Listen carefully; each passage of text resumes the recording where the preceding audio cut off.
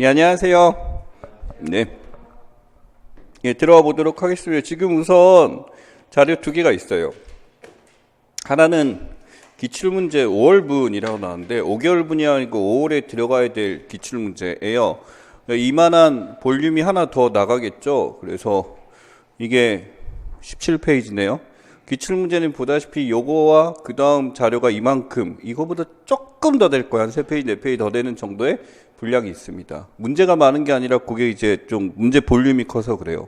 조사 방법론 때문에. 그게 우리 사회문화 총 기출 문제입니다. 그래서 막 글씨체가 이것저것이죠. 막 중간에 빠진 거 이것저것 쓰기도 하고 하게 되면서 이렇게 한 거고, 이 소트된 분리의 기준은 제 책을 기준으로 합니다. 제가 쓴 책의 단원의 기준으로 소트를 해서 순서대로 집어넣은 거기 때문에 왜 조사 방법론이 왜 안 나왔지? 조사 방법론 아다시피 책에서 뒤쪽에 있잖아요. 예, 문화도 뒤쪽에 있고 그러니까 그때 보게 되는 거고, 이 파트에서 여러분들 세 문제 나온다라고 생각하시면 되거든요. 이 영역에서. 그러니까 세 문제, 그 다음 단원에서 세 문제, 총 6문제를 소트한다면 그 중에 이제 4개가 나오죠. 이번엔 3개 나왔지만, 5개 나왔지만 4개 정도 나온다고 보시면 됩니다. 예, 그렇게 되고, 그 다음에 이제 하나 더 드린 거, 빈칸 및 쟁점이라고 했어요. 이거는 미리 드리는 게 아니라, 현재 우선 요겁니다. 이 PPT 자료라고 생각하시면 될 것 같고요. 여러분들이 이제 기출문제를 분석하는데, 이렇게 분석하라는 아닙니다. 이게 무슨 의미냐면, 이제 기출문제를 읽고 이런 내용이구나 읽고 이게 중요한 키워드구나 읽고 라고 판단했어요. 그러면은 기출문제 만드는 방식 자체가 이제 그런 키워드를 활용해서 그 다음에 또 다른 영역으로 나아가고 이런 식이거든. 그래서 요 빈칸이 나와 있는 게 이 기출문제에선 이 주제가 중요하다, 이 용어가 중요하다, 그게 이제 그 다음에 계속 활용이 될 것이다 라고 해서 빈칸을 달아놓은 거야. 그러니 이 문제는요, 기출문제를 한번 다루지 않고서는 풀 수가 없어요. 풀 수가 없기 때문에 공부 방식은 이렇습니다. 오늘 첫 시간이니까 지금 우리 현강 들어온 친구들은 죄송하게 생각합니다. 처음이니까 그렇고요. 먼저 이제 고전사회학 이론이라고 하고 이제 그 다음 사회화 단원, 일탈 단원 있겠죠. 이런 식으로 미리 이제 기출문제를 풉니다. 기출문제를 풀고 연습하시고, 그 다음에 이 빈칸 넣기를 통해서 채워 넣으시면 됩니다. 그게 끝이에요. 그리고 기출문제를 분석한다라는 것은 이게 어떤 영역이고 어떤 주제를 다뤘고 이런 건데, 이것은 여러분이 스킵하셔도 되죠. 이제 제가 하니까 그런 이제 수고스러운 일은 안 하셔도 되고, 여러분들이 이걸 채울 수 있다라는 거는 기출 지문에 대해서 확실히 파악했다라는 것이고, 답을 쓰는 거에 대해서 지금 이게 이런 답이구나라는 거 채워 넣는 용도라고 생각하시면 됩니다. 그리고 기출문제 해답에 대해서 이제 많이들 물어보세요. 많이 물어보시는데, 예, 요거는 저희가 이제 따로 제공해 드리는 건 아닙니다. 그래서 수업 시간에 다 말씀드립니다. 수업 시간에 다 말씀드리고 어떻게 써야 되는지 얘기를 하게 되는데, 그때 이제 수업을 통해서 적어 넣으시면 될 것 같습니다. 그래서 해답에 대해서 항상 이 5, 6월 달에 되게 되면 안 줘요, 쌤? 이라고 얘기를 하는데, 제가 이제 이것에 대해서는 드릴 수가 없다는 거, 이게 문제가 된다는 것에 대해서 경험을 해가지고 이해를 해주시면 좋겠습니다. 그래서 현강 오시는 친구들은 정상적으로 이제 나오신 다음에 처음에 이거를 나온 거 있으면은 체크업을 하세요. 그래서 걸리는 시간은 기출문제를 풀고 나셨으면 한 15분이면은 금방 채우고요.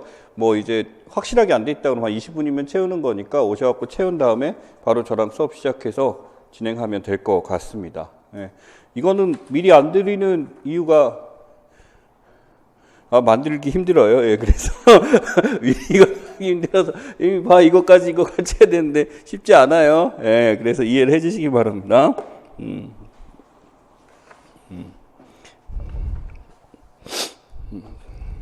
자, 그런 관점이고 시작을 하도록 하겠습니다. 예, 원래 지금 이 기출 연습 같은 경우는 연습이죠. 우리가 기출을 풀고 나서 하는 거기 때문에 엄밀하게는 지금 우리가 기출 문제에 대해서 한번 내용을 보고 나서 그 다음에 해야 됩니다. 그래서 항상 첫 시간에 기출 문제 보고 그 다음에 연습 단원 보고 이렇게 진행을 한다. 그래서 두 개로 끊어져서 진행을 한다고 생각하시면 됩니다. 예, 좋습니다. 기출 문제 보죠. 예, 이거요. 오늘은 첫 시간이니까 미리 풀어오지 않았겠지만 아마 이 부분을 한 번씩은 풀어보셨을 거라고 생각하고 같이 이렇게 보도록 할게요. 그 다음에 답에 대해서는 수업 시간에 제가 이제 말씀을 드린다고 분명히 했습니다. 예, 답에 대해서는 말씀드리고 그거 기입하시면 되고, 다음에는 이제 미리 드렸으니까 풀어보시면 됩니다. 당연히 6월분에 대해서는 5월 말 되기 전에 미리 또 분출을 하도록 하겠습니다. 6월분 기출문제. 그 두 개가 이제 사회문화 기출문제 전부야. 여러분이 들고 있어야 될 거. 네, 그래서 그렇게 보시면 돼요. 1번. 예, 지금 이거는 뭐 아직 필요 없고. 1번. 다음 기억이 들어갈 내용과 니은에 들어갈 사역적 상상력. 1번 문제 하게 되면은 사역적 상상력이다. 그죠?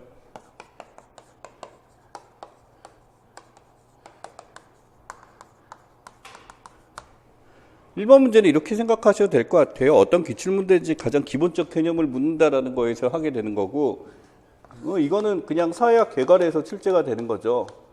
사회학이란인데 사회학에서 뭘 물어볼까 하려면 사회학이 다른 학문과는 달리 반드시 필요한, 사회학을 공부해서 필요한 능력이 있는데 그것이 사회학적 상상력이라는 거. 그럼 사회학적 상상력을 갖추기만 한다면 우리가 사회학적인 태도로서 사회를 바라볼 수 있다는 거. 그때 필수적인 요소. 그래서 이게 출제가 된 거고, 이게 어떻게 출제됐나 봅시다. 첫 번째, 인류학적 상상력은 무엇이다? 라고 물었죠. 즉, 사회학적 상상력에서 분류되는 세 가지가 있는데 그 중에 이것에 대해서 개념을 다이렉트로 물었어요. 개념을 다이렉트로 물었어. 그 다음에 이 판단은 바로 니은 상상력이다 라고 했어. 그래서 요 개념, 요거에 대한 용어를 물었어.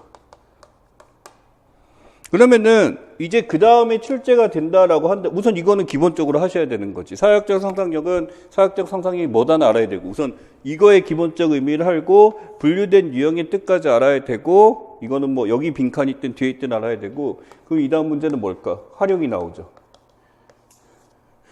그럼 활용은 뭐냐면 이렇게 나오겠죠. 작성상 최근에 유형대로 했었을 때 사회학적 상상력에 입각하여 사회학적 상상력을 활용하여 쓰세요라고 나오겠지.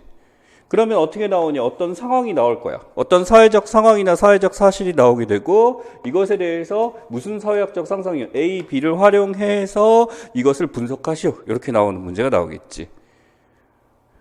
이걸 또 묻지는 않아. 그게 출제 방식이야. 오늘 하는 건 이런 거. 5개월 동안 하는 거는 이제 그 다음에 이거를 내가 공부를 할 건데 무슨 문제를 위해서 공부를 하지? 요 문제를 위해서. 그럼 나는 사회학적 상상력이 무엇인지 알고 이것을 상황에 활용할 수 있는가라는 게 중요하게 될 겁니다. 사회학적 상상의 세 가지 종류에 대해서는 했었죠. A, B, C. 여기 보면 지문에 나와 있는 게 있어요. 첫 번째, 지난달에 생활형에서 어떻게 사회학적 세가 역사적 상상력 나왔네요. 그 다음에 빈칸에 들어가는 게 인류학적 상상력이네요.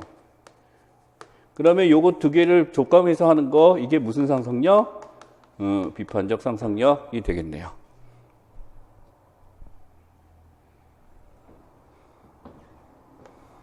그럼 역사적 상상력이란 쭉 역사의 흐름대로 이렇게 되는 거.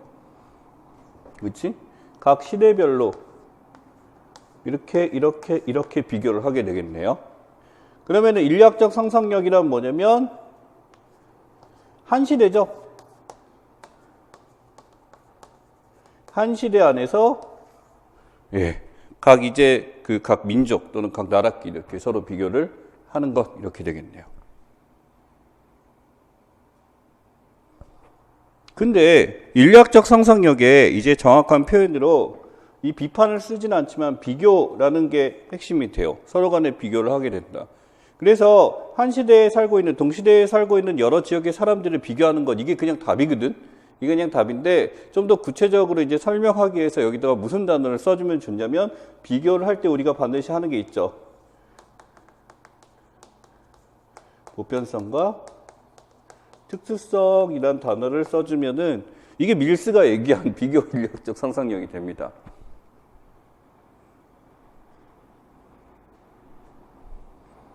그러면 이걸 내가 서술형을 써볼게요. 우선 같은 시대다라는 게 이게 위에, 이게 개념을 쓰는 방식이야. 한번 봐봐. 그냥 이게 독자적으로 있는 게 아니라 인류학적이란 게 있어요. 역사적과 비교를 해야 돼. 쓰는 방식이야. 이것만 쓰니 다른 데로 활용. 이렇게 똑같은 위가 있으면 이거와의 차이점이 있어. 이거는 시대를 이건 한 시대의 의죠. 그러면은 동시대. 여러 사람들이지. 그치? 여러 사람들이지. 여러 지역의 사람들의 첫 번째 무엇을 찾아요? 보편성을 찾고, 탐구하고 그 다음에 개개의 특수성을 파악한다, 탐구한다. 뭐 파악 탐구가 이제 탐구라는 말이 있으니까 다른 단어 써주려고 했는데 이거 탐구라고 또 써도 맞겠죠? 그지? 파악하는 것. 상상력. 여기서 핵심은 사회학적 상상력에서 상상력은 공유하고 있으니까 상상력은 그냥 갖다 써도 되는데 요걸 설명해야 되는 거지. 인류학적 연구란 무엇인가를 하는 거니까 인류학적 연구가 이런 거거든. 이제 뭘 하셔야 되냐면 이거의 정의를 알자는 게 아니라 어떻게 개념을 내가 잘 몰라. 이걸 외운 적이 없는데 여기 지금 앞에 있거든. 우리의 모습이 과거의 유산 속에서 어떻게 형성되는지 지난날의 생활 양식을 어떻게 다르며 어떤 방식으로 변화해 왔는지라고 나왔어. 지난날의 생활 양식과 어떻게 방식으로 변화해 왔는지지. 그럼 밑에 써야 될 거는 다른 문화의 사람들과 어떻게 다른지지. 있는 대로 쓰자면. 지문대로 쓰기 연습하면 이걸로 활용하면 돼요. 지난날의 생활 양식과 어떻게 다르며 라고 나왔으면은 다른 지역 사람들과 우리가 어떻게 다른지 라고 써도 되겠죠. 이건 지문 활용한 답. 기출답 어떻게 쓰신지 아시겠죠? 요게 이제 정확한 답이라고 한다면, 밀스가 얘기한 정확한 사전적 정의라고 한다면 지문을 이용해서 답 쓰는 방식은 위에 있는 걸 활용해서 이렇게 쓰는 거지. 두 가지 방식 있죠. 이것도 틀리게 안 해요. 이게 누가 틀리다 그래? 비교인류학적 상상이 뭐예요? 다른 지역 사람들은 우리 공통점하고 차이점 찾는 거예요. 좋은 답이에요, 이거는. 그게 맞거든. 그러니까 이걸 써야 되지 않나요? 꼭 그렇지는 않다라는 거지. 여러분들은 이걸 쓰면 이제 공부를 해서 외운 사람들이고 실제 문제에 대한 적응력이 뛰어나면 이렇게 쓰기 시작하는데 나는 이제 문제를 내가 출제했다면 둘 다 맞게요, 당연히. 둘 다 맞으니까. 어떻게 써도 상관없어요. 근데 가장 좋은 방식은 요걸까라고 고민했거든. 엄밀하게는 둘 다 좋은데 요 능력이 필요해요. 그냥 지문에 있는 거 활용해서 쓰기. 요게 어느 단계냐면은 소위 고수들은 이제 그냥 지문 분석 툴에서 그래 이게 답이네요. 여기 지문에 이렇게 나왔잖아요. 평가원이 그렇게 내니까. 그죠? 네, 좋습니다.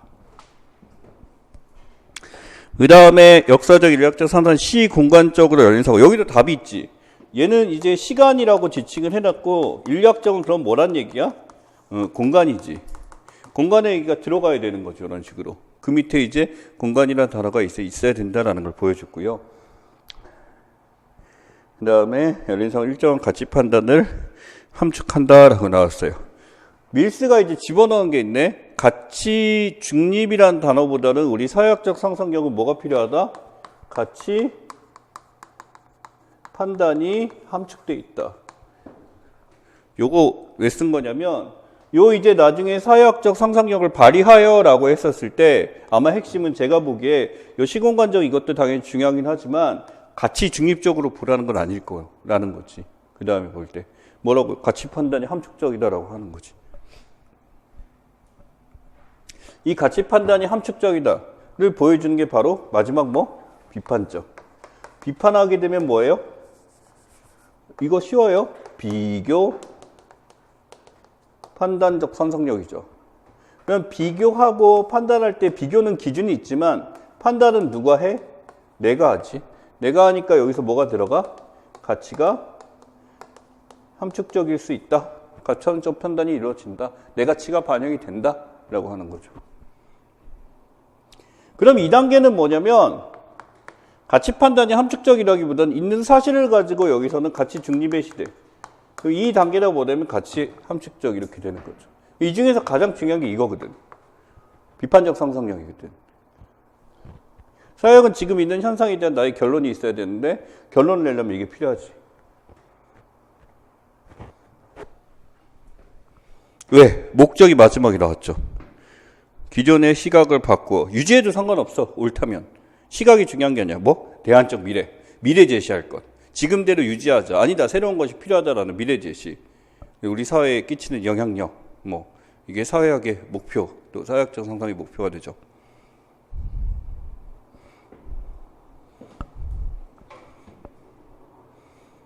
이 진짜 초수들 처음 하는 친구들은 답을 어떻게 써야 되고가 가장 큰 관심일 거야. 중요한 문제예요. 중요한 문제고, 기출에서 제가 이렇게 쓰는 것들에 대해서 한번 잘 인식을 하시고, 7, 8월 달 되기 때문에 실전 문제라고 해서 다양한 문제를 같이 풀어오는데 그때 또 하시면 되고요. 답 쓰는 거 연습하셔야 됩니다. 자, 좋습니다. 그 다음 2번. 다음은 한 고전사회학자의 글이다. 이 고전사회학자의 입장에 부합하는 것만을 보기 위해서 있는 대로 고르면, 객관식은 안 나오죠. 근데 객관식에서 사용했던 개념들에 대해서 활용이 돼서 나옵니다. 출제가 되니까 객관식 문제도 버리시면 안 돼요. 근데 옛날 객관식 문제는 솔직히 큰 의미가 없어요. 제가 막 스킵은 안 하지만 답은 얘기하겠지만은 그냥 이거는 옛날 거예요 라고 보시면 알아요. 연도도 있어. 근데 이 12년도, 이 10년대 초반에 나왔었던 이 객관식 문제는 가치가 높습니다. 가치가 높고 출제될 게 많아요. 그가 사용하는 사회학적 방법은 해서 나왔어. 사물로서, 개인에 의지한 실체로서 연구될 기본 원리에 근거하고 있다. 이제 공부를 하셨으면, 그치. 디리케인 바로 나와야 되는 거야. 사회 현상이 사물로서로 판단해도 되고, 외재하는 실체로서라는 말로도 찾아도 되죠. 외재성, 사회적 사실, 이런 것들이 처음부터 제시되고 있습니다. 사회 분업 나왔죠. 그래서 주관식의 그 다음에 분업이 나온 겁니다. 그러니까 지문이 그대로 활용돼서 그 다음 아마 4번 문제일 거야. 예, 5번 문제네요. 바로 이제 이 지문이 활용돼서 서술형이 나왔습니다. 17년에. 그쵸? 예, 그렇게 되고. 자, 그래서 여기 보시면은 심화됨에 따라 기계적 연대에서 유기적 연대. 이것도 나왔지. 그치? 기계적 연대에서 유기적 연대로 변화하면서 라고. 현대사에 여러 문제가 발생한다고 보았다. 자, 여러 문제 발생 원인이 뭐예요? 한 단어 찾아봐, 한 단어. 변화야. 분업 그 자체가 아니라 사회 문제가 발생하는 이유는 변화야. 그래서 여러분 디르케임과 썼던 아노미의 원인이 뭐죠? 사회 변동이었지. 그지? 그럼 변화라고 딱 쓰면은 애매하잖아. 뭐가 변화한 건데요? 물어봐야지. 연대의 변화요. 그럼 연대의 변화 어떤 기준인데요? 분업의 증가요. 이렇게 되는 거야. 그러니까 연대의 변화를 물어봐도 되고 분업의 증가를 물어봐도 되고 그냥 사회 변동 그 자체를 물어도 되고 아니면 아노미 그 자체를 물어도 되고 이렇게 되죠. 즉 사회의 규제 정도와 통합 정도 체크해야죠. 규제 정도, 통합 정도. 이거 뭐냐면 이 변화 중에서 다양한 변화들이 존재할 텐데 디르켐이 봤었을 때 이 변화의 원인 중에서 자신의 기준, 무엇이 변화했냐라고 보는 거는 분업이 증가해서 이 사회 자체 어떤 기준으로 자기는 판단할까? 자신의 기준이야. 자신은 규제와 통합 정도로 판단하겠다라는 거를 정해놓은 거야. 그럼 이거에 대해서 결과물이 있어야 되겠지. 이 결과물이 뭐지? 규제와 통합 정도로 분석해서 만든 글. 자살론이잖아, 이게. 그치? 자기는 이런 기준에 해서 이렇게 됐다. 자살론에 대해서 나왔고, 자살률과 같은 사회 병리학사. 자, 자살을 뭘로 봤어요? 사회 병리로 봤지. 자, 사회 병리 우리 머릿속에 기억이 있어요. 사회 병리란 뭐가 잘못된 거야? 규범? 규범도 틀리나? 맞아, 규범 맞아요. 규범 맞아요. 사회가 제대로 작동 못해서지. 그건 규범이 제대로 정립 안 돼서지. 같은 얘기죠. 인간이 잘못된 게 아니지. 사회가 병든 거지. 인간이 병든 게 아니지. 이게 핵심이지. 그러니까 문제를 어디서 찾자? 사회에서 찾자지. 거시적 연구지. 그지? 사회병리를 치유하기 위해 유기적 연대에 필요한 적합한 집합의식의 필요성이라고. 집합의식 등장했죠. 집합의식은 뭐예요? 일종의 솔루션이야, 솔루션. 근데 여기 뭐라고 나왔냐면 유기적 연대에 적합한이라고 나왔어. 그 얘기는 뭐냐면 이전에 있는 기계적 연대에 적합한 집합의식이 있을 거고 또 다른 집합의식들이 있을 거야. 집합의식은 굉장히 종류가 많은 거야. 그 집합의식의 종류가 많은 것 중에 유기적 연대에 필요한 접합의식이 이 디르켐이 얘기하는 대안이지. 그러니까 이 원인을 묻기도 하고 또는 대안을 묻기도 하죠. 이 사람의 연구 결과죠. 업적이죠. 이것도 이제 시험 문제 나오는 거지. 아직 안 낸 거지. 아직 안 된 거니까 나올 때가 된 거지, 이게. 집합의식을 낼 수도 있고, 이 집합의식이 뭐였죠? 도덕적 개인주의. 맞아, 그거야. 어려운 게 아니야. 그래서 도덕적 개인주의를 찾기 위해서 뭘 연구했대? 사회적 기원과 기능이래. 연구 대상이 뭐였지? 도덕적 개인주의가 도출된 것. 종교지. 종교지. 그지? 그래서 종교 얘기 나오면 이거 묻겠구나라고 감을 잡으시면 되고요. 이것은 무엇을 연구하기 위함이다? 새로운 연대에 적합한 이 집합의식을 찾기 위함이다 라고 보셔도 되고요. 자, 그래서 이제 보기는 다 보일 겁니다. 다 보일 겁니다. 기억. 사회현상이 연인 사회적 사실에서 이 디르켐의 기본적 사고방식이고, 니은 동질성을 강조하는 집합주의가 유기적 연대의 기초다. 집합주의가 유기적 연대의 기초다. 동질성을 강조하니 틀렸다, 그지? 집합은 괜찮은데 동질성이 아니라 이제 분업의 증가로 해서 이질성이 커진 게 유기적 연대지.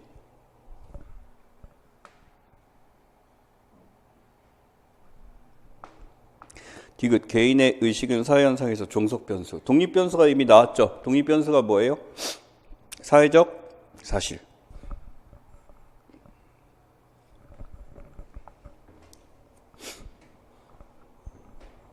연구 대상과 독립변수는 조금 다른데요. 우리가 지금 기억을 해야 될 게 종속변수가 연구 대상이 맞긴 맞거든요. 근데 이 연구 대상이 왜 이런 연구 대상이 이렇게 됐는지, 이렇게 변화했는지 파악할 때 그 원인을 우리 독립변수라고 그래. 그 실제 연구 목적, 그렇지? 연구의 의도는 독립변수고 연구 대상은 종속변수예요. 근데 여기서는 개인의 의식이지. 개인의 의식이지. 그러니까 지금 이 사람들의 생각의 집합의식이라고 하는 것들을 이제 연구 대상, 종속변수로 놓고요. 이러한 집합의식이 왜 나오게 되는지, 어떤 집합의식이 더 필요하게 되는지, 요거는 이제 독립변수는 사회적 사실에서 찾았다라고 하는 거. 그래서 종속변수는 개인의 의식이 맞고 독립변수는 사회적 사실. 이게 디귿이 어떤 의미가 있는지 한번 볼게. 디귿을 베버에다 집어넣을게. 자본주의라고 써볼게요. 자본주의는 사회적 사실이야, 개인적 의식이야? 사회적 사실이죠. 이게 어디에서 나왔지? 프로테스탄티즘 윤리죠. 그치? 즉, 이 윤리에 대한 윤리의식이지. 이거는 개인의식이지. 그러니까 이 대단한 거야. 베버의 업적이야. 디르켐이 이때까지 해갖고 사회적 사실이 개인의식을 지배한다라고 얘기를 했었던 거에 대해서 베버는 이 연구 하나로 이걸 뒤집어 버린 거지. 그러니까 베버는 사회가 변화한다. 뭐 때문에? 개인의 의식 때문에 변화한다 해서 사회 변동의 새로운 지평을 열었던 사람이지. 그래서 이게 시험에 잘 나오는 거야. 사회 변동에서. 개인의 정신, 개인의 생각, 개인들의 사고도 사회를 변화시킬 수 있다. 새로운 걸 뭐가 변화됐는데요, 쌤? 이라고 그러면 이거지. 새로운 사상을 만들어냈잖아. 변화라는 것은 무엇이냐면 바뀌었다라는 건데, 바뀌었다라는 것은 생성과 소멸이야. 새로운 사조가 나타났다. 이게 변화예요. 그지? 디르켐은 다르지? 디르켐이 이거겠지? 근데 프로테스탄티즘 윤리는 아니니까 이렇게 자본주의가 소위 말하는 배금주의나 뭐 이런 병폐를 낳았다. 뭐 이런 식으로 하겠지. 아노미를 낳았다. 그지?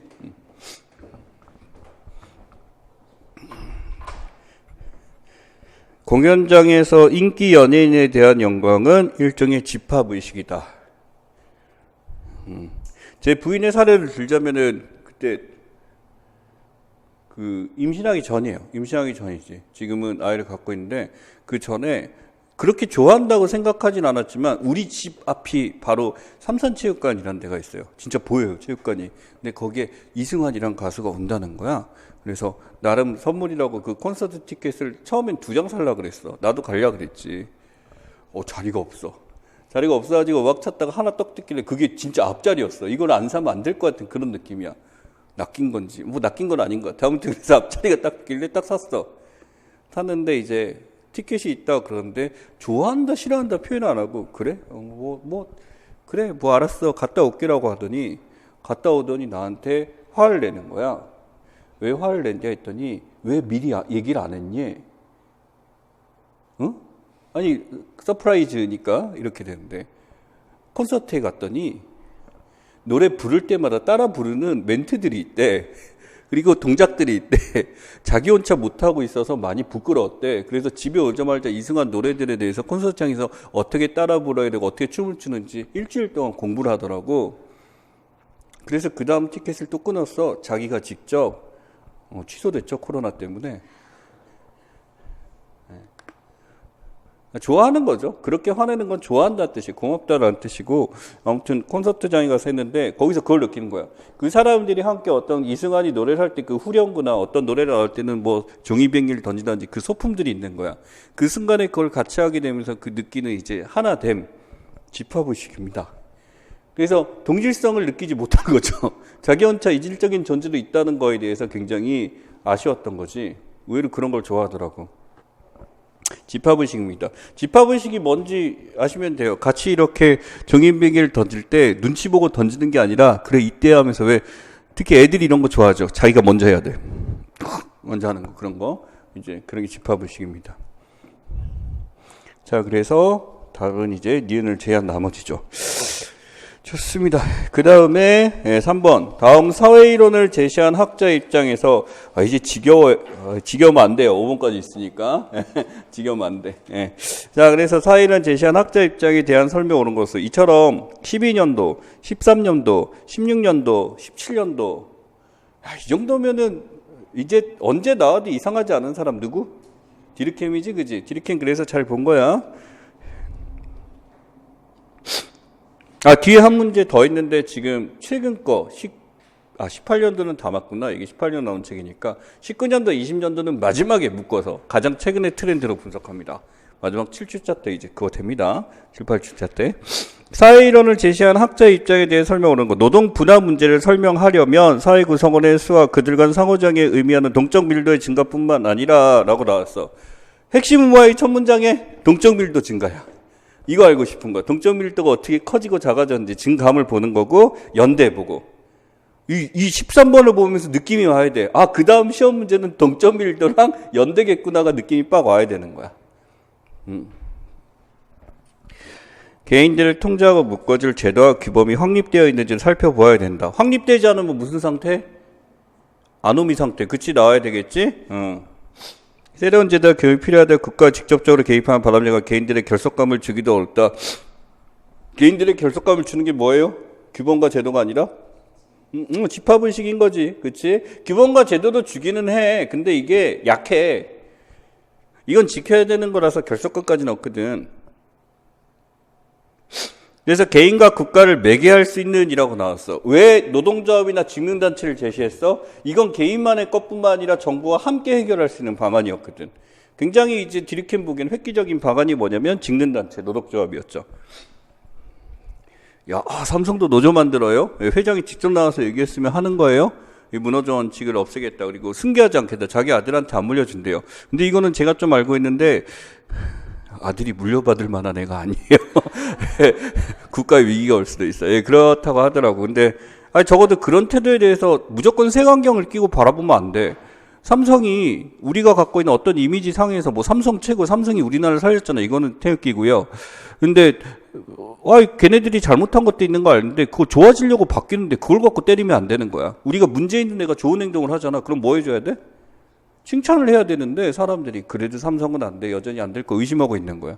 이게 좀 우리나라에서는 좀 아쉬운 점이라고 생각해요. 그래서 막 훌륭하다고. 굉장히 깨끗한 경영하고 좋게 바뀐다고 하면 응원해 줘야 되지 않을까 이 생각이 들었어. 그렇지? 근데 댓글들은 이제 삼성 알바들이 이렇게 하죠. 왜 삼성한테 그런지 모르겠대. 우리나라 삼성 때문에 사는데 막 이런 개나. 삼성 없어도 살아.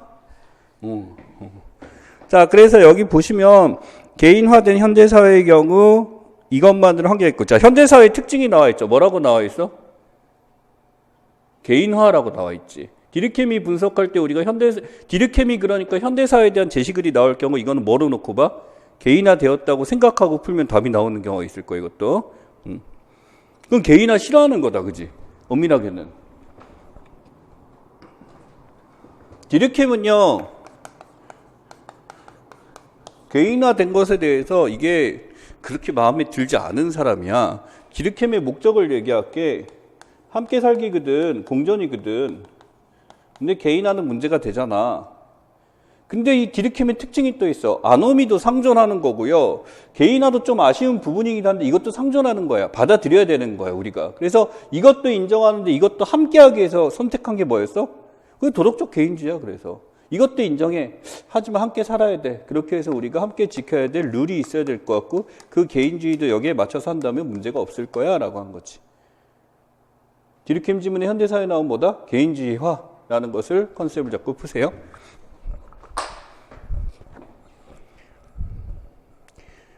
도덕적 개인주의 뒤에 나와 있죠. 네, 그렇습니다. 자, 그래서 3번 뒤에 보시면은 갑니다. 네, 기업, 근대적 분업화와 개인화가, 네, 분업화 개인화, 현대 특징, 사회결석화에 미치는 영향을 분석한다. 했죠. 지금 이렇게 개인화되고 분업화되게 되면서 결석이 어떻게 된 거야? 약화됐다, 강화됐다? 약해졌다라는 거지. 만약에 이게 강해졌으면은 목적 달성이 이미 된 거기 때문에 돈터치야. 사역의 특징은 자기가 분석했는데 이게 문제가 없네요. 그러면 그대로 갑시다 하고요. 문제가 있네요. 대안 제시. 이렇게 돼요. 이은 사회 지배적 규제나 법률에 대한 분석을 통해 사회적 연대, 역사적 현대. 자, 여기서 기억해야 되는 거 무슨 역사적 형태 나왔어요. 그리고 이거 뭐냐면 과거와 현재의 A의 과거와 현재의 모습이 제시가 돼야 되지. 그럼 이게 연대의 역사적 형태가 나와 있으려면은 연대의 두 종류 이상은 나와야 되는데 나왔나? 있죠. 여기. 새로운 형태의 연대 형성이라는 단어로 지금 나와 있죠. 그래서. 근데 이것을 뭐로? 지배적 규제나 법률에 대한 분석이라고 그러는데 둘째 줄에 개인들을 통제하고 묶어줄 제도와 규범이 확립되어 있는지라는 단어가 나와 있지. 지문에 다 나와 있죠. 네. 디귿. 정치적 지배 유형, 사회 단위의 유형, 사회 조직의 유형 등과 지식 발달과 연계 사항이 났어. 지식이 발달했다. 지식이 발달했으면 낮은 단계의 지식과 높은 단계의 지식을 갖고 비교하는 거지. 지식의 증가가 이런 것에 영향을 미친다네? 이건 꽁트죠. 이 사람은 뭐의 증가예요? 분업의 증가, 개인주의 증가지. 이 사람이 본 거는.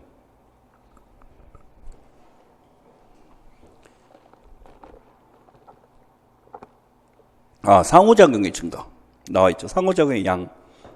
동적 밀도. 디귿은 날라가죠. 리을. 사회현상을 정교하게 설명하기 위해서는 의미 없고요. 그러니까 이 객관식 문제 풀 때 난 객관식이 좋나 봐. 뭔가 분석하고 이런 게 재밌어. 위해서는 필요 없고 사회현상에 대한 원인 분석과 기능 분석. 핵심이 이거죠. 사회현상은 원인과 기능 분석을 해야 된다거든. 리을은 해야지. 독립변수를 찾아라지. 그리고 기능을 찾아라지. 기능론자니까. 그치?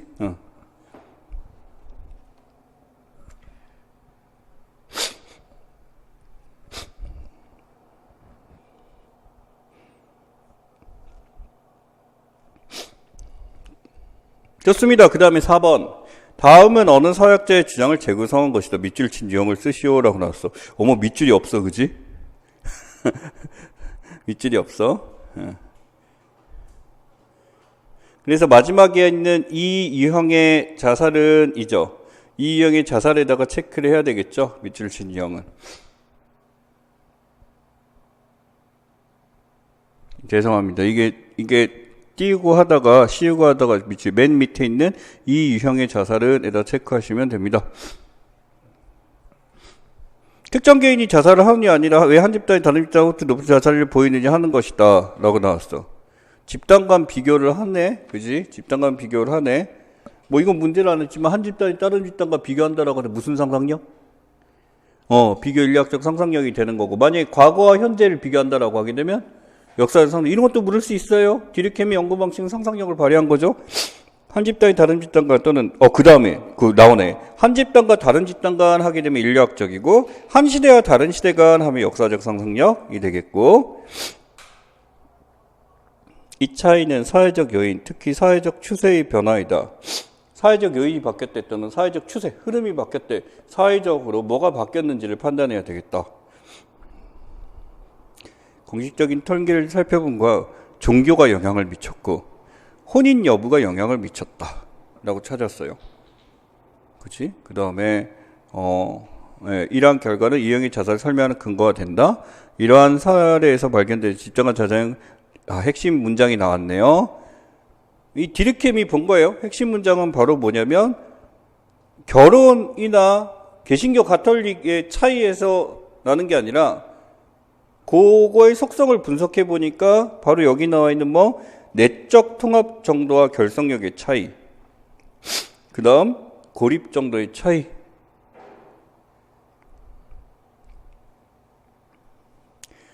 강한 집합의식과 엮기에서 나오는 방어적 사회적 조류는 광범위한 삶의 의미를 제공해 준다.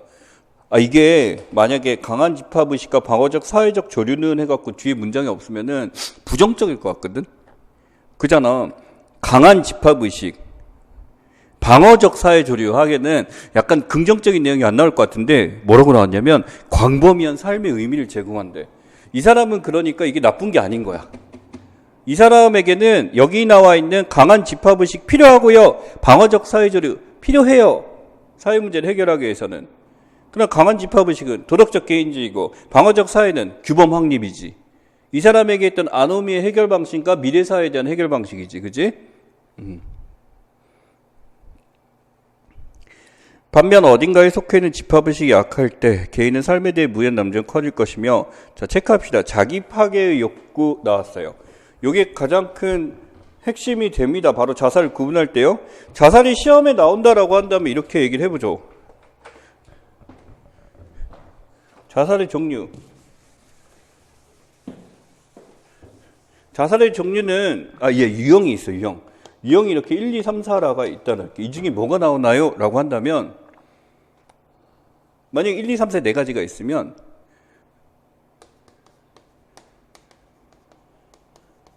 요게 나와요. 지금 많이 발생하는 게 시험에 나와요. 이렇게 이해하시면 돼요. 그러면 요거 자살 말고 행위에다 배보의 행위에다 집어넣어 볼게. 감정적 행위, 전통적 행위가 있고 목적 활용적, 가치함의적 행위가 있어. 어떤 게 많이 나올까? 이 가치함의적, 목적 활용적 얘기가 나오겠지. 그지? 자살도 마찬가지. 2차적 자살이 많아요? 별로 없지. 그치? 그 다음에 숙명적 자살이 많아요? 별로 없지. 현대사회에서는. 그러니까 이런 게 있는데 이건 출제 가능성이 낮게 되는 거고, 당연히 우리 사회에서 많이 발생하는 바로 아노미적 자살과 이기적 자살이 많이 발생하는 거야. 근데 최근에 자살 유형을 봤더니 이것보다 뭐가 더 많아? 이기적 자살이 많아요. 우리 사회 자살은 이기적 자살이 압도적으로 많아요. 자기 파괴였고. 근데 이게 이거하고 헷갈릴 때가 있어요. 요건 바로 뭐냐면 자살한 사람의 이게 내면하고 연관이 있거든요. 이 사람의 내면의 입장에서 자기는 함께 행복하게 살고 싶었는데 사회가 도저히 그렇게 만들지가 않아. 그래서 이거 대표적인 게 뭐냐면 여러분 다 보셨을 거예요. 그 엘리베이터에서 굉장히 괴롭힘을 당하던 한 아이가 엘리베이터 마지막 CCTV 영상이 남아 있었죠. 펑펑 울면서 얘 유서가 있었죠. 엄마 미안해, 정말 미안해 하고 자살한 사례가 있었어요. 근데 이 아이의 울음은 자기 파괴 욕구가 아니에요. 그들이 시키는 대로 게임 아이템을 게임 캐릭터를 길러주고 걔네들이 집에 와서 막 목을 조르고 이래도 먹을 거 갖다 주고 돌을 갖다 주고 이렇게 해서 버텼는데 도저히 이제는 어떻게 할 수가 너무 힘든 거예요. 자기는 살고 싶은데 행복하게 살고 싶고 엄마를 위해 살고 싶은데 어쩔 수가 없는 거예요. 사회가 날 지켜주지 못했어. 이건 무슨 자살? 아노미적 자살이에요. 걔는 자기 파괴 욕구가 있는 게 아니야. 그러니까 여기서 핵심은 일종의 자기애라는 것도 있지만 이 자기애가 또 사회와의 결속이죠. 결속된 사회 안에서 이제 나라는 존재를 지키기 위해서 사회와 결속하겠다는 의지가 필요한데 이 의지가 있으면 아노미. 즉 아노미의 원인은 사회의 결속감은 있는데 규범이 제대로 확립되지 않아갖고 이게 어떻게 될지 모르는 상황이 되는 거죠. 근데 이기적 자살이란 건 이런 겁니다. 결속감 얻기도, 이 사람은 그러니까 사회가 혼란스럽긴 한데 가장 큰 핵심은 자기 자체가 이들과 함께 하겠다는 의지가 별로 없는 사람들이라고 보시면 되죠.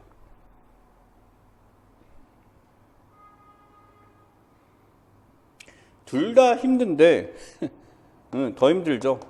얘는 의지가 있었고 없었고 이렇게 됩니다.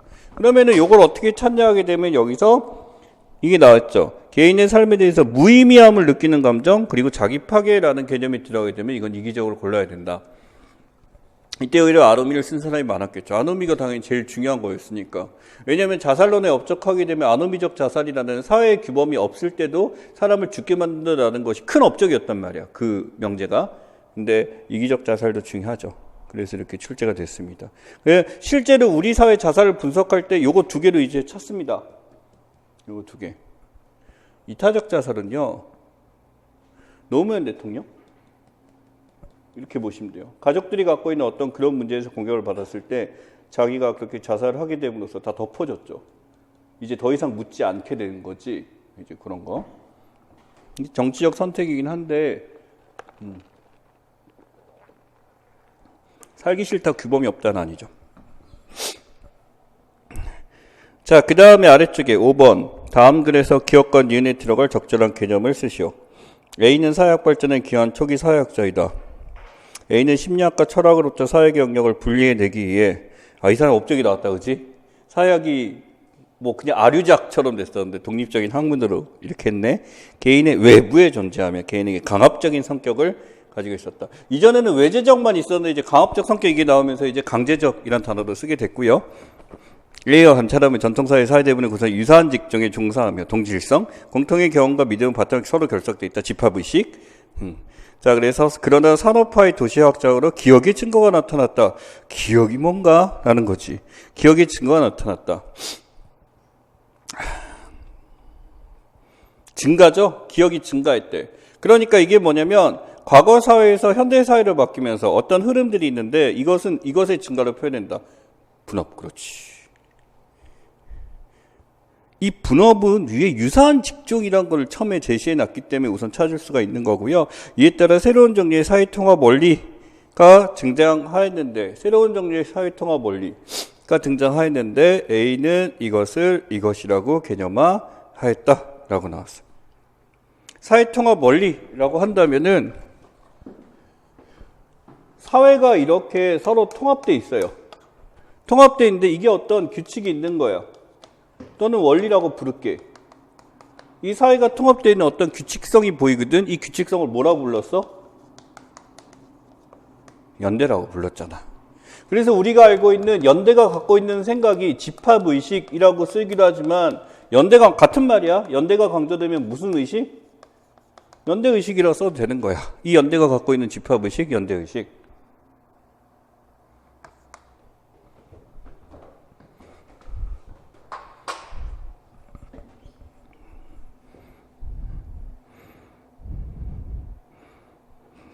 연대를 해석을 해보자. 집합, 인간들의 집합인데 굉장히 결속되어 있는 집합, 이런 걸로 인식하면 될 것 같아, 그치? 자, 그래서 이것이 증가함에 따라 다른 직업을 가진 사람들 사이에 서로 공급하는 재화 영역에 대한 의존성이 높아지게 되었다. 상호 의존이 필요로 하게 된 거네. 상호 의존이 필요로 하게 된 것은 재화 영역이 예전에는 다 서로 알아서 다 만들었는데 자급자족했는데 이제는 전문성이 강화된 거네. 분업을 다시 한번 사살해 주죠. 평가원의 빈칸 넣기 이렇습니다. 처음에도 클루를 주고 애매해? 다시 한번 뒤에 있는 문장을 봐봐. 이러면 답이 나올 것이야 라고 해서 굉장히 친절하게 제시를 해줍니다. 오케이. 좋아요. 넘어가 보겠습니다. 6번.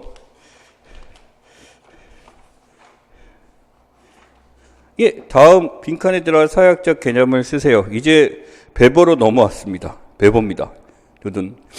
근대사회의 성격, 서구적 삶의 양식, 일종의 주관식으로 바뀐 시대고요. 15년도가. 이때 이제 우리는 이 배보에서 이게 가장 중심이야라고 제시해 준 거하고 다름이 없거든요. 머트는 아놈이었고요. 배보는 이거였어요. 확신에 의해 마르크스 견해가 대전된다. 자본주의 규정한 특정한 계급의 마르크스와는 달리 베버는 과학과 관료제는 거대한 관료제의 출현을 파악했다. 베버는 이를 과학과 관료제라고 나왔어요. 근대의 특징에 대해서 과학과 관료제라고 한 거야. 근대란 무엇이다? 과학과 관료제의 등장. 바뀌었네. 근대화네. 우선 이것만 보면 근대는 어떻게 변화했나요? 근대화했나요? 정근대와 어떻게 다른가요? 과학과 관료제의 증가입니다. 베버는 과학적 특징 서구사의 가장 특징적인 관료제는 효율적인 유일한 방법으로 경제 정치에서 더불어 확장되는. 자, 근대 과학과 관료제에 대한 설명을 해줬고요. 그래서 과학과 근대 기술의 관료제의 발달을 통틀어 이것이라고 지칭했다. 이런 새로운 근대 문화의 등장, 근대 양식의 등장에 대해서 이 사람은 근대화란 단어를 쓰지 않고 바로 이걸 썼죠. 바로 뭐냐면 합리화죠. 이걸 합리성이라고 쓰신 분도 있는데 분명하게 지금 제시된 건 뭐냐면 발달이에요. 변화 과정을 쓰라고 했기 때문에 합리성이라고 쓰게 되면 이게 변화 과정이라고 보기엔 되게 애매해요.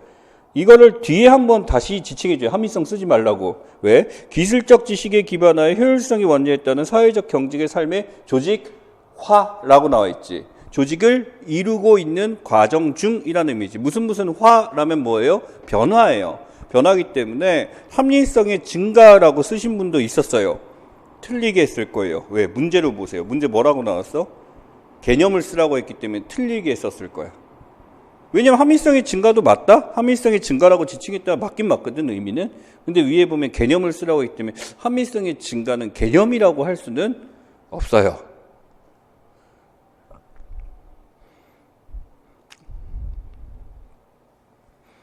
합리화고, 그러면 여기서 우리가 하나 알아낸 거, 베버란 존재는 모든 사회 발달의 과정의 근거를 무엇으로 봤냐? 변화의 과정은 합리성이 크고 자가전자로 판단했어요 라고 하는 거지. A가 B로 바뀌었을 때 뭘로 판단해? 합리성이 커졌는지를 봐요. G. 꽁트는 지식이 커졌음을 봐요. G. 디르켐은 분업이 증가했음을 봐요. G. 그렇게 판단한 거죠. 네. 근데 이 합리성을 판단했을 때 뭐라고 나왔냐면 기술적 지식에 기반해서 효율성의 원칙이라고 했어요. 이 사람이 판단한 합리성이죠. 그러니까 합리성을 푸는 거야. 그러니까 합리화의 문제를 낼 의도가 없으면 이렇게 써야 돼. 사회적, 경제적 삶의 조직화는 합리성의 증가에 따라, 합리성의 원칙에 따라 이렇게 써야 될 텐데 합리성을 써버리면은 스포니까 이런 식으로 풀어 쓴 거죠. 기술적 지식에 기반하에 효율성을 강조하는 내용이 뭐다? 합리성이다. 합리성이 베버가 생각한 합리성의 정의죠. 그죠?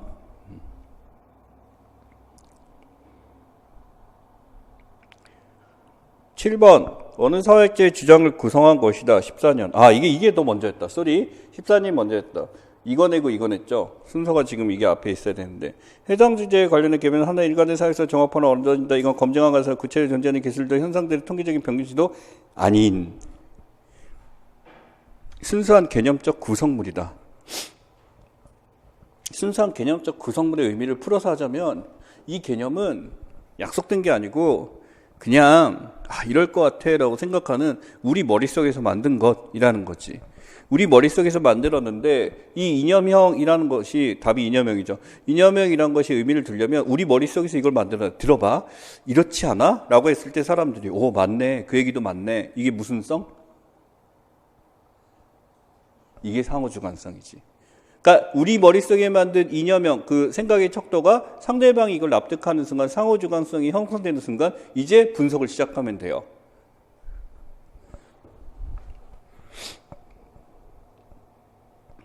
그러면 이게 베버의 사회학의 기초개념이라는 책에 나온 내용이야.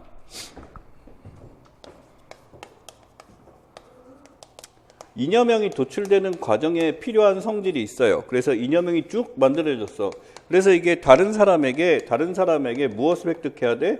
상호 주관성을 획득해야 돼. 그 순간 우리는 이제 사회에 대한 분석이 가능하거든. 안 써도 돼? 그런 이념형이 만들어야지. 이념형이 가져야 되는 속성이 있어요. 이념형에게 필요한 속성, 이것은 무엇일까? 라고 했을 때 이 단어가 굉장히 베버에게는 중요한 단어였어요. 이것은 사회문화 현상의 특성이기도 해요. 보편성? X 아닙니다. 공유성? 그것도 아닙니다. 이 이념형은 반드시 이러한 성질을 가지고 있어야 돼요. 바로 뭐냐면 개연성입니다. 그래서 우리가 자연현상과 사회문화 현상의 차이가 뭐라고? 그러할 가능성이 크다지. 그러할 가능성이 크다. 이거는 100%는 아니야. 이거의 상대적인 개념이 필연이잖아. 필연은 아니야. 만약에 필연이잖아. 필연이게 되면 이것은 상호주관성을 요청하지 않아. 100% 맞는 건데. 근데 100% 맞지는 않지만 이 개연성에 대해 다른 사람이 그렇지. 열심히 하는 애들이 더 좋은 결과를 주지. 이런 게 개연성이거든. 그지? 개연성이라는 단어를 되게 강조했었는데 잘 안 되더라고.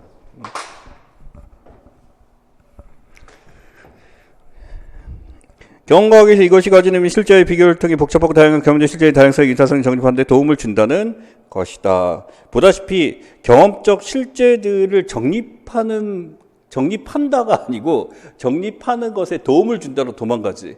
그러니까 이게 뭐냐? 이게 개연성이야. 그렇다라고 안 하고 도움을 준다. 자, 그 다음에 이것은 실제의 발견적 장치이며 본질적으로 측정 도구. 자, 목적은 뭐 하기 위해서? 측정하기 위해서. 이념형은 왜 존재해? 측정하기 위해서. 현실에 지금 사현상이 갖고 있는 성질을 측정하기 위해서. 순수하게 관념적이라는 의미에서, 자, 순수하게 뭐라고요? 관념이라고 다시 한번. 이 관념이라는 것의 의미는 뭐냐면, 이제 이 눈에 보이는 관자라기보다 우리 머릿속에 있는 생각일 뿐이지 이게 현실상에 존재하는 것은 아니다. 실제하는 것은 아니다가 관념적, 사변적.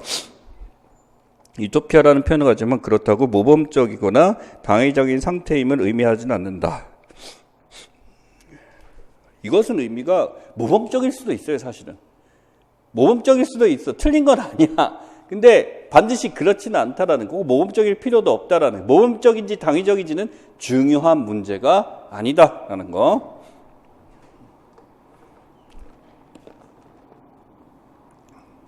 여성들이 선호하는 남자, 나쁜 남자. 그럼 나쁜 남자 모범적 당위적인 상태는 아니잖아. 근데 끌리는 걸 어떻게? 그지? 그럼 나쁜 남자라고 했을 때 여자들 대부분 전 싫어요. 전 착한 남자 좋아요. 라고 얘기를 해. 웬걸? 자, 그래서 나쁜 남자가 되기 위해선 갖춰야 될 것들이 많답니다. 그래서 남자를 착각하면 안 돼요. 필요한 요소들이 많아요. 나쁜 남자의 의미를 잘 해석하셔야 돼요. 네. 자, 8번. 다음 글을 읽고 밑줄 친 이것이 무엇인지 쓰세요. 배번은 현대사회 합리화 과정을 통해. 자, 6번에 15년도에 합리화를 제시했기 때문에 출발을 합리화로 시작하죠. 그러니까 합리화를 까고 이제 합리화 그 다음 단계가 이게 나온 거야. 비관적인 결과가 나타날 수 있고 그는 삶의 모델이 근대적인 이것의 확산이라고 했어요. 그럼 위에 있는 6번 문제를 가보죠. 무엇이 확산했는지 나왔을걸? 관료제 나와 있지. 관료제는 확장될 것이라고 예상했다지. 그지? 과학의 발달 아니면 관료제의 성장인데 이것이 했다. 근데 이게 또 관료제가 증가돼서 이게 확산이 철창에 가둘 것이라고 했다. 형식 합리성의 가장 전형적 형태인 이것에 기초한 지배는 합리적 원칙에 지배하더라도 사회적 선행을 규정해서 함으로써 인간 정신을 말살했어요. 특히 이것은 인간 선행 같은 민주주의 운명의 부정적인 결과를 낳을 수 있으면 했다. 관료제를 확산이라고 했었는데 이게 바로 뭐냐면 합리화의 역설이 처음에 나와 있으니까 삶의 문제 이것을 냈다라고 나왔으니까 관료제네요. 그죠? 네, 관료제밖에 쓸 게 없네요. 합리화의 역설도 쓰고 싶은데 처음에 되게 합리화의 역설이 어떤 면에서 나타나냐라는 거니까 이렇게 출제를 했었고 어려운 문제가 아니었죠. 네, 쉬운 문제였습니다. 이것은 인간소외를 가져오고 인간소외가 이것이 갖고 있는 한계점이었으니까 라고 파악하시면 되죠.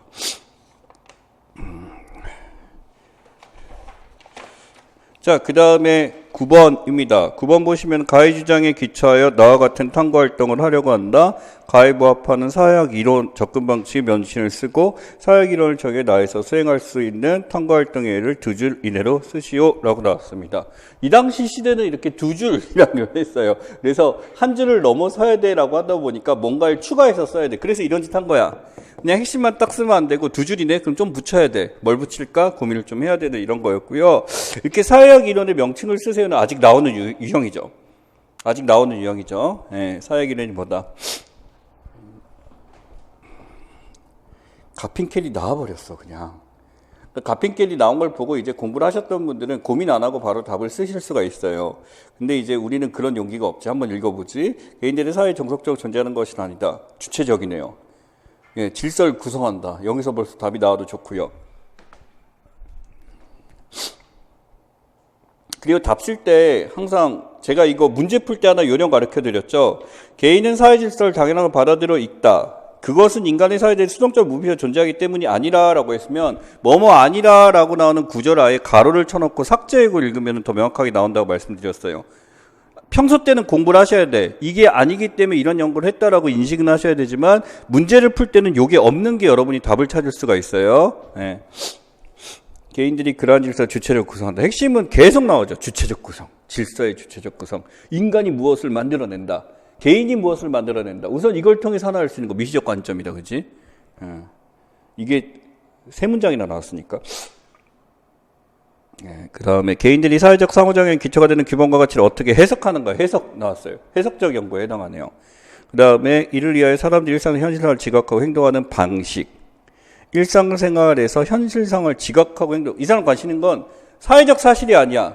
현실 상황도 아니야. 이 현실 상황을 어떻게 지각하고 어떻게 관찰하고 어떻게 행위하는지. 그리고 이건 뭐냐면 이 A라는 현실과 B라는 현실이 아니라 이 A가 이 B에 어떻게 영향을 주고 있는지 이 과정을 보겠다지 이 사람은. 그지? 과정. 민속방법론. 예, 이제 앞으로 민속방법론을 이해할 때는 이 지문으로 이해하셔야지. 우리 시험에서는 이걸 민속방법론의 연구 방식으로 이제 제시를 했었고, 이제 다음에 시험 문제가 출제된다. 민속방법론이 출제가 된다라고 한다면, 이제 이 지문상에서 기억을 하셔야 되겠죠. 연구 대상이 무엇인지, 왜 이런 연구를 했는지 여기 다 나와 있으니까 이걸 쓰라고 할 거야. 그러니까 A 학자는 이러한 이론을 사용하게 된 이유에 대하여 또는 이러한 방법을 통해서 무엇을 밝히려고 했는가, 이런 식으로 문제가 나오겠지. 탐구활동의 예라고 나왔어요. 그래서 탐구활동의 예라고 그래서 가핀끼리 제한 위반 실험의 예를 찾아라 라는 거죠. 위반 실험의 예는 이런 식으로 쓰시면 되겠지. 이미 정해져 있는 틀, 룰이 존재했을 때 거기서 뭐 하는 거야? 그거를 깨트려 보는 거지.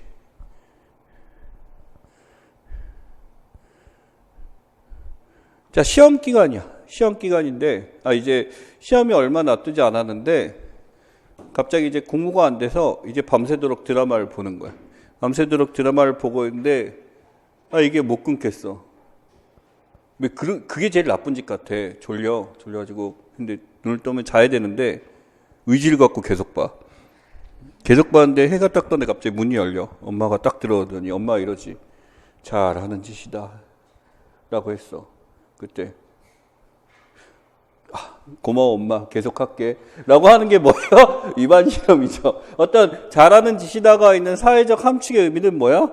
하위 등신하라는 의미인데 이걸 가지고 그렇군요 어머니 열심히 하겠습니다 라고 하면서 열심히 시청할게요 라고 하는 거랑 비슷하죠. 위반 실험은 그러니까 일반적으로 정해져 있는 사람들 간의 일상의 규칙들이 이걸 써야죠. 미안 이런 건 써야지 주관식이니까.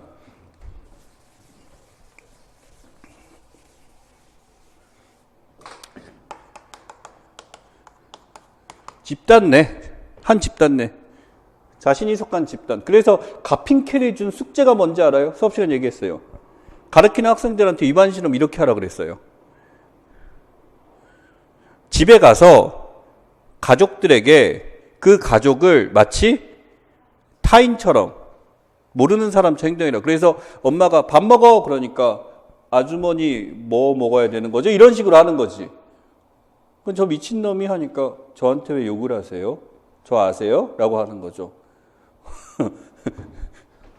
미친놈 같아. 자, 그래서 집단 내 룰이에요, 룰. 룰을 위반. 의도적 위반. 이게 가핀켈이 준 숙제였어요. 여기에 맞춰서 예시를 들면 되겠죠. 여기에 맞춰서.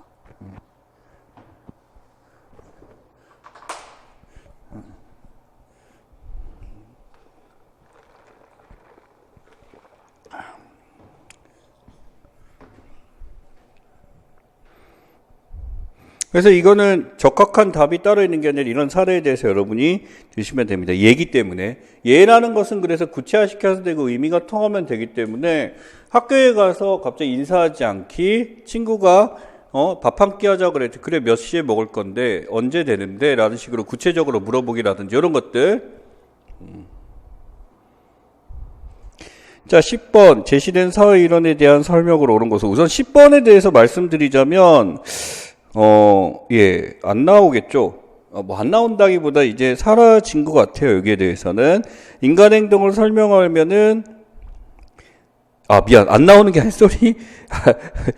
안 나온다기보다는 이게 제시가 되더라도 이제 이것을 주로 묻지는 않는 것 같아요. 사라진 게 있는데, 여러분 이번 교과서를 보시면 사회문화 교과서 2015 개정 교육과정에 여러분 가르치게 될 거고 출제 교수님 다 알고 있거든요. 빠진 게 있어요. 얘는 진짜 이전에 사라졌어. 2009에 없어진 내용인데 교환 이론이죠. 인간의 동기와 감정이 이해해야 된다. 개인 간 상호적인 동기와 감정이 무엇이 인간의 행동의 교환 양식이라고 나왔어. 교환 양식에 대해서는 사라졌어. 교환 이론은.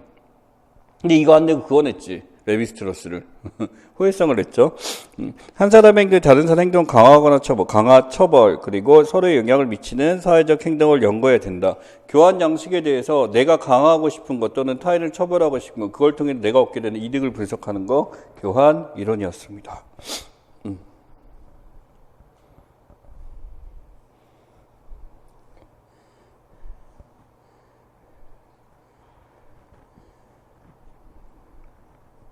그래서 답 찾기는 어렵지 않았고요. 1번은 뭐예요? 상징을 매개로 상호작용 과정 분석. 상징적 상호작용론에 대한 예시죠. 2번을 보시면 사람은 다른 세계에 보여지는 자신의 인상을 고려하여 뭐예요? 다른 사람에게 보여지는 자신의 인상.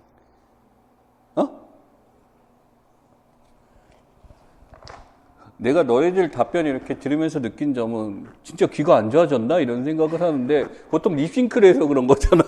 아주 심각하게 받아들인 적이 있어. 영상자, 거울자 이론이죠. 물론 이게 약간 고프만의 입장도 인상관리하고 비슷한 얘기는 했는데 타인에게 보여지는 자신의 인상을 고려하여라고 했어요. 이게 아니라 인상관리는 내가 타인에게 보여진 인상을 생각해서 내가 우선이 되는 거고 타인에게 보여지는 그 영상을 판단으로 한다면 거울자가 되고 공유된 이해를 기반으로 이루어지는 사회적 상호작용의 기세에 관심이 있다. 상상론. 그 다음에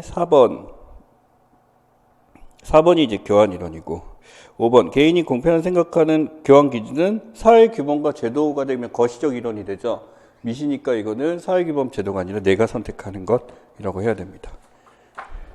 아 길다. 죄송해요. 처음인데 이 시간 조절해야 되는데 1시간에 맞추려고 했었는데 조금 길어지고 있어요. 12번까지만 고전 사회학 이론하고 여기 들어가야 되니까 보도록 할게요. 11번 어떤 사회학 이론의 공통점을 근거할 때 이론 쓰고 두 줄이내 설명하시오. 일탈은 나왔어요. 자, 일탈은 행위의 속성에 따라 규정된 사회적으로 규정된다. 힘을 가진 사람들이 자신들의 기준에 규칙을 만들고 힘을 가진 사람들이 만드네. 그것을 약자들에게 적용하네. 일탈자는 꼬리표를 붙이네. 자, 무슨 이론? 낙인이죠. 꼬리표. 규정. 자, 일단 일탈자를 꼬리표 붙이는 자신 일탈자는 정체가 명성. 중요해요. 낙인 이론에서 낙인하고 바로 되는 게 아니라 이게 한 번에 안 이루어져요. 그래, 난 그런 놈이야 라는 게 필요해요. 난 안 돼 이런 게 필요해요. 지속적으로 일탈을 반복하는 경향이 있다. 2차적 일탈이죠. 일탈 이야기에서는 그래서 마지막 따라서 뒤에는 결론이죠. 지금 낙인 이론은 이런 거야 라고 소개해놓고 따라서 라고 하기 때문에 위내용 정리를 합니다. 일탈 이야기에서 누가 어떻게 행위의 일탈을 규정하는지, 누가 규정하는지, 어떻게 규정하는지, 힘센 놈이 꼬리표 붙이기. 그 다음에 일탈자를 규정해서 미치는 사회적 영향은 어떻게 되는지, 일탈 저지르지, 사회적 문제를 저지르지, 나쁜 정체감을 형성하지. 좋습니다. 자, 그 다음에 나는 실제는 다중의 구성 실제로서 쭉쭉쭉 나왔는데 가와 나는 어떤 사회적 이론의 공통적으로니까 같은 이론이죠.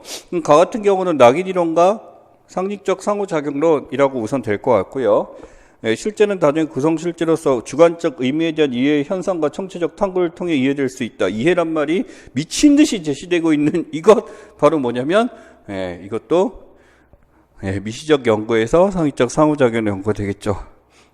구체적 맥락 속에서 삶의 의미를 이뤄낸다. 또한 연구가 수행되기 전 현상에 대한 의미를 수행해 계획된 설계는 발현적 연구 설계를 한다. 상황에 따라 가변적으로 유연하게 바꾸는 설계를 한다. 그래서 지금 여기 나에 나와 있는 내용은 상징적 상호작용론은 어떻게 하는지에 따른 틀이에요. 이 지문은 다시 한번 활용돼서 2번이나 나온 지문이고요. 요 지문 때문에 상상론이 훨씬 더 출제가 많이 됐던 것 같아요. 상상론에 대해서 맨 마지막 문장은 이런 얘기죠. 상상론을 하는 학자들은 어떤 능력이 필요해? 감정이입적 이해와 독특한 통찰력이 필요하고 어떤 걸 해야 돼? 해석과 판단했는데 해석학적 연구가 나와 있네요. 어떤 사역 이론이냐? 상상론, 상식적 상호작용론. 그 거시적, 미시적은 쓰면 안 되죠. 미시사회학 이론이라고 써도 맞긴 해줬었는데 미시적, 거시적은 관점에 대한 얘기고 이것은 사회학 이론이니까 상식적 상호작용론을 쓰는 게 맞았습니다. 그러면 자 이 이론에서 두 줄이는 설명하시고 이 당시 문제죠. 관찰 대상 뭐예요? 관찰 대상 상식적 상호작용론에서 뭘 봐요? 상호작용 보죠.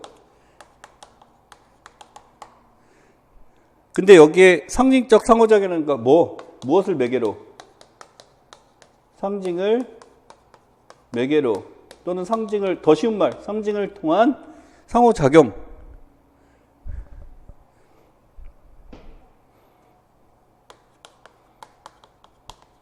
관찰하여 쓰면 되지. 그치? 그리고 뭘 찾아야 돼?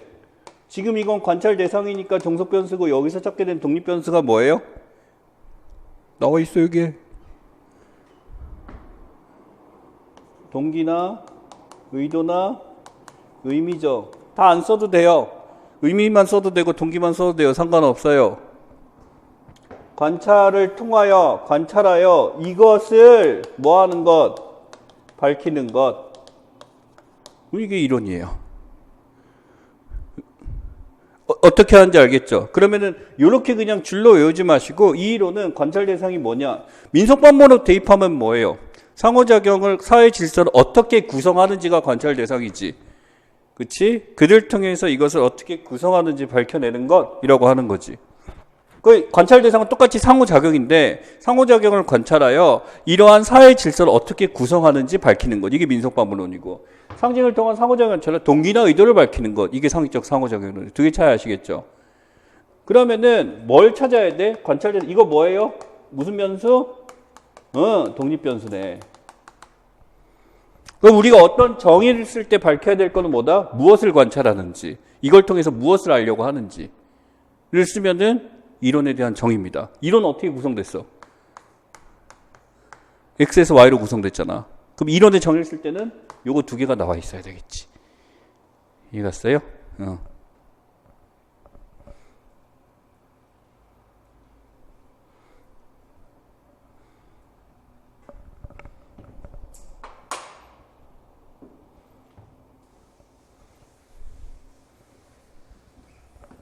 자, 그 다음에 이론에 대해서 쓰는 방법에 대해서 가르쳐 드렸고요. 다음은 어느 교사 연계에 나타나는 이 교사의 관점에서 실제 의미는 어떻게 정의될 수 있는 40자의 대로 쓰십시오 라고 나왔어. 인도에 어쩌고 저쩌고 국물이 흐르는 속순식칼 칼이 더러운 건 좀 닦은 후에 잘라주시오. 망설이 칼을 옆에 푹탕물에 푹 담가 휘저어 꺼냈다. 주변에 지저분 오물들이 널려 있었다. 나는 기겁을 하더니 수목 통째로 살 때 자르지 말고 그냥 달라고 서둘러 말하였다. 이런 경험이 저도 있어요. 지금 많이 사라졌는데 옛날 포장마차가 있었거든요. 세대가 다르네요. 왜 포장마차에 있었는데 이 시대 닦았는데 이게 막 그렇게 나열됐지만 생각보다 그게 깨끗하지가 않은 그런 게 많이 있었던 것 같아요. 그래서 먹었죠. 뭐 그게 또 안 먹기도 또 그러니까 그렇게 됐는데 요새는 막 그런 게 많이 사라졌고 많이 깨끗해졌는데 지금 이런 거 보시면 더러워라고 하겠죠. 차라리 안 봤으면 그냥 잘 먹는다. 그지? 차라리 모르는 게 나을 때도 있어요. 내가 살고 있는 사회 일반적으로 경계하면 병균이라는 것은 인도의 그 가을론에서 존재하지 않는 것 같았다. 왜냐면 이 사람들은 병균에 대한 인식을 하지 않기 때문에 이렇게 된 거지. 나 그냥 각자의 처한상의 나름대로의 정의. 자, 체크합시다. 굉장히 중요한 얘기죠. 상황에 대한 나름대로의 정의. 무슨 정의? 상황 정의. 이 상황 정의에 대해서 파악하게 되면은 그 사람이 그렇게 하는 입장에 대해서 충분히 납득이 간다가 되는 거죠. 우리가 옳다라는 기준이 아니라 그 사람들의 입장에서 이게 틀리지 않은 것이라는 거지. 나는 과학적 사실에서 기인을 했었고, 근데 이 사람들은 눈에 보이지 않는 주변 득신거리다라고 난 알고 있었고 교육받았어. 이렇게 사회화된 거지. 이렇게 사회화됐는데 이게 병균이 있고 이런 건 있는 것은 무슨 현상이야? 이 말 중요하네. 물론 병균은 객관적 우리 주변 엄연히 존재 병균과는 병균에 대한 우리의 인식 여부와 관계없이 우리의 인식 여부와 관계없이 일어나는 것. 이거 무슨 현상? 필연적. 그러니까 무슨 현상? 자연현상이지.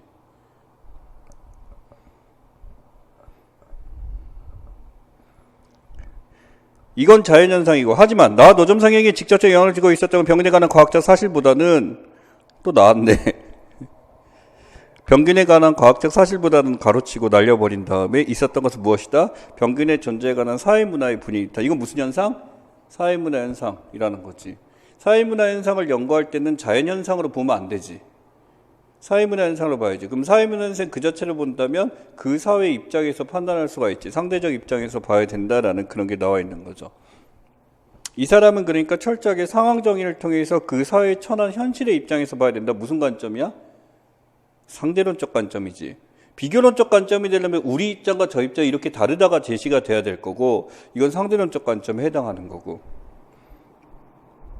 총체적 관점으로 분석한다라면 이 사람은 이 사회의 교육은 이럴 것이고 이 사회에서는 이 병균에 대한 제재가 없는 것이고 이 사회의 사람들이 이렇게 하는 이게 제시가 쭉쭉 돼야 돼. 그럼 총체론적 관점이죠. 왜 이 사람이 병균에 대해서 우려하지 않고 안 하는지에 대한 그러한 어떤 모든 관계된 걸 다 분석하면 총체론적 관점이죠. 근데 이 상황은 이 사람의 입장의 상황정의 판단이니까 상대론적 관점이지. 나 답을 스포한 거 여기다 냈어. 만약 이거 갖고 문제 하려면 문화 이해의 관점을 낼 것 같더라고.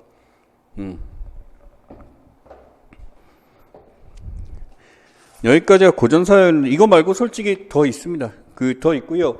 이거는 이제 뒤에 뒷주제가 없는 것들이 있어갖고 여기 연관된 것. 그래서 뒤에 디르켐이 다시 등장하기도 하고 베버 다시 등장합니다.